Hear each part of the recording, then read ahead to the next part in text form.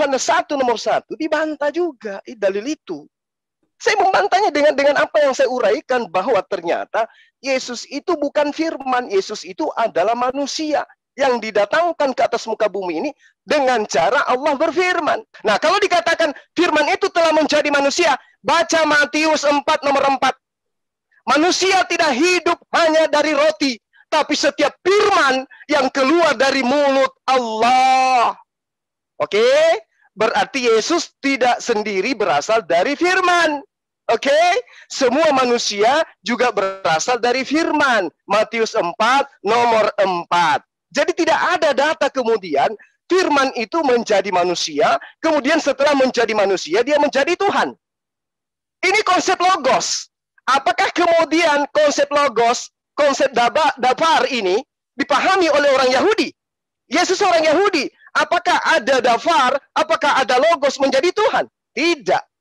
Dafar itu adalah penyampaian perantara antara pencipta langit dan bumi ya dengan manusia. Dia adalah nabi, dia adalah utusan. Itulah logos. Logos itu bukan Tuhan. Logos itu perantara. Logos itu firman, perkataan Tuhan. Bukan Tuhan itu sendiri. Apakah Yesus perkataan? Bukan. Dia adalah manusia. Apa buktinya? Lihat aja dia manusia. Lihat silsilahnya. Dia manusia. Apakah Tuhan bersilsilah? Apakah Tuhan berkembang biak? Hanya ada di dalam ajaran paganisme Tuhan berkembang biak, Tuhan bersilsilah. Itu yang kedua.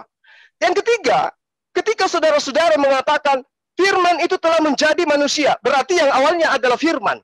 Apa firman yang awalnya? Perkataan. Perkataan menjadi manusia. Perkataan menjadi matahari. Perkataan menjadi bulan. Perkataan menjadi alam semesta. Matahari pada mulanya apa? Firman. Bulan pada mulanya apa? Firman. Semua ciptaan pada mulanya adalah firman.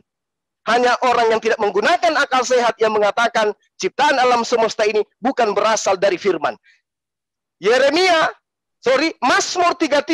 Mazmur 33 nomor 9 jelas mengatakan ketika Tuhan hendak menjadikan sesuatu, maka Tuhan hanya berfirman.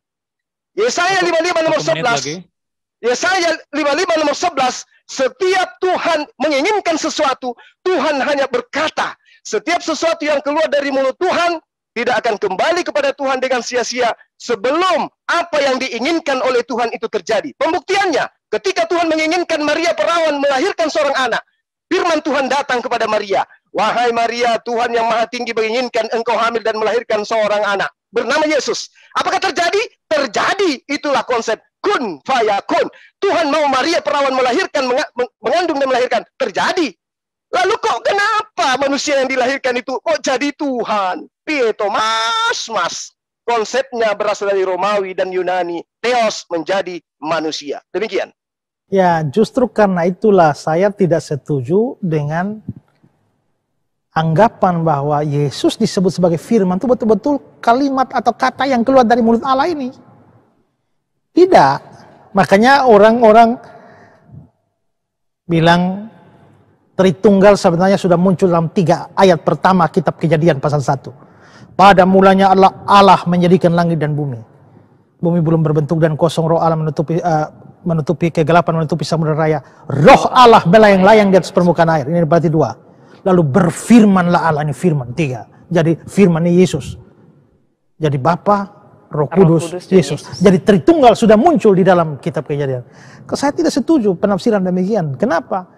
Saya setuju bahwa Allah di situ, Allah Bapa, Roh Allah melayang-layang, Roh Kudus. Tapi berfirmanlah Allah, saya tidak percaya itu firman itu ada Yesus itu atau Sang Anak itu, tidak. Ya. Karena kalau tidak, maka jadi persoalannya seperti saudara tanyakan. Kalau memang Yesus itu atau Yesus Sang Firman itu adalah kata-kata, terus Allah ngomong lagi, terus bagaimana ini? Nah, karena itulah saya lebih memilih pemahaman bahwa firman itu adalah gelar bagi Yesus. Tentu saja gelar itu mengandung sebuah makna. Sama seperti begini. Ada orang tanya saya, Pak Isra, sebenarnya anak yang dilahirkan Maria itu nama Yesus atau nama Immanuel? Ya. Ya kan? Ya. Engkau akan menamakan dia Immanuel. Terus dikatakan lagi, tambah nama lagi, Yesaya 9 ayat 5 itu ya. seorang putra telah diberikan bagi kita, namanya disebutkan orang, penasihat ajaib, Allah yang perkasa, Bapa kekal, Raja damai. Kok banyak kali namanya? Tidak, ada nama diri dan ada gelar-gelar, dan di balik gelar-gelar itu ada tujuan tertentu. Karena itu nama dirinya itu adalah Yesus. Kalau Kristus itu bukan fam, itu jabatan. Kristos itu bahasa Yunaninya, bahasa Ibraninya Masiah. Dalam Arabnya disebut Al-Masih. Itu artinya yang diurapi. Jadi Yesus artinya juru selamat. Kristus artinya diurapi. Maka Yesus Kristus artinya juru selamat yang diurapi. Nah, tapi Immanuel itu adalah semacam suatu gelar bagi dia, karena dia Allah dan dia hadir, maka Allah beserta dengan kita. Juga ada makna-makna lain di balik gelar-gelar sebagai penasihat ajaib, Allah yang perkasa, Bapa kekal, Raja damai. Karena itulah maka firman Allah itu tidak boleh dimaknai sebagai kata-kata tiap kali Allah omong, ini Yesus keluar. Bukan, ya, bukan seperti itu ya, banyak kali keluar. Bukan gitu, ya. Jadi firman itu adalah gelar. Yohanes 1 ayat 1, pada mulanya adalah firman. Firman itu bersama-sama dengan Allah, maksudnya Allah Bapa, dan firman itu adalah Allah. Ya. Nah, Yohanes 1 ayat 14 juga, firman itu telah menjadi manusia. Terus muncul lagi di dalam 1 Yohanes 1 ayat 1, ini muncul gelar, ini muncul semua di dalam tulisan Yohanes. Ya. Jadi Injil Yohanes, surat Yohanes, dan kitab Wahyu yang ditulis Yohanes. Di surat Yohanes muncul di dalam 1 Yohanes 1 ayat 1.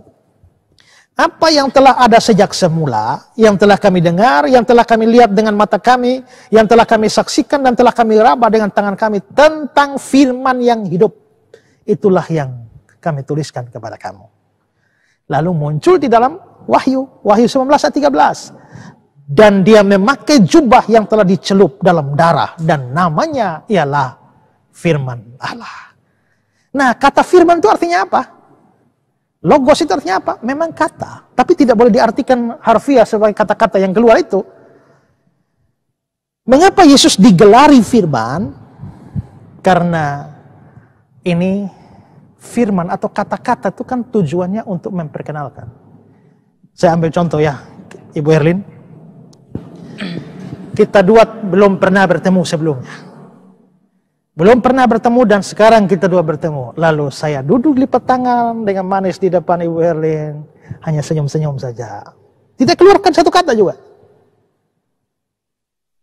Apakah Ibu Erlin bisa kenal saya? Tidak bisa. Tidak bisa. Nah, saya mulai keluarkan kata. Ibu, nama saya Esra. Saya dari Kupang, NTT. Saya ini seorang pendeta. Saya juga seorang dosen teologi. Waktu saya keluarkan kata-kata, menjadi kenal kan? Ya. Berarti kata-kata itu mempunyai fungsi memperkenalkan.